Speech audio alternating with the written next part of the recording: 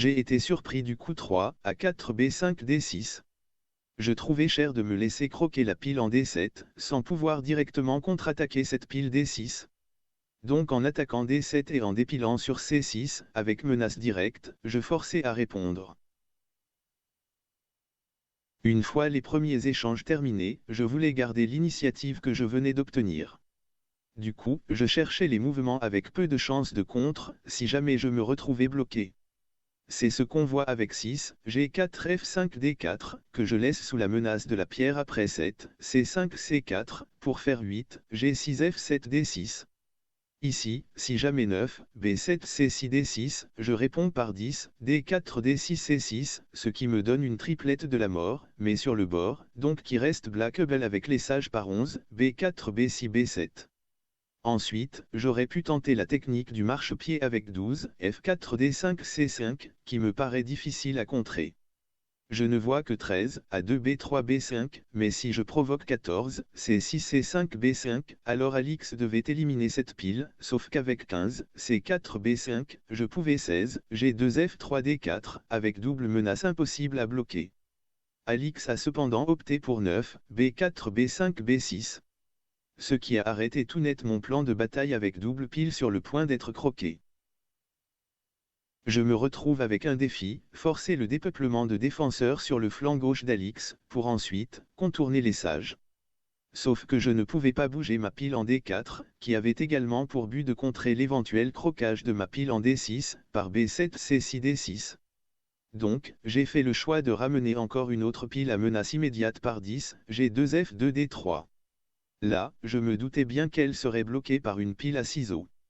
Avec 11, à 3B3 C3, je me retrouve maintenant avec 3 piles menacées, et pas d'autres menaces directes en vue que 12, D3 C2 B3, à l'issue stérile, bien qu'en gardant l'initiative.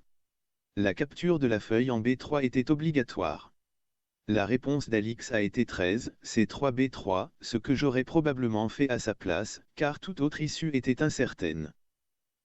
Mon plan était ensuite de me coller au sage, de forcer une ouverture autour de C4, tout en protégeant, s'il le faut, avec une des deux feuilles, la contre-attaque qui n'allait pas manquer d'arriver, avec les pierres d'Alix, sur ma pile en D4.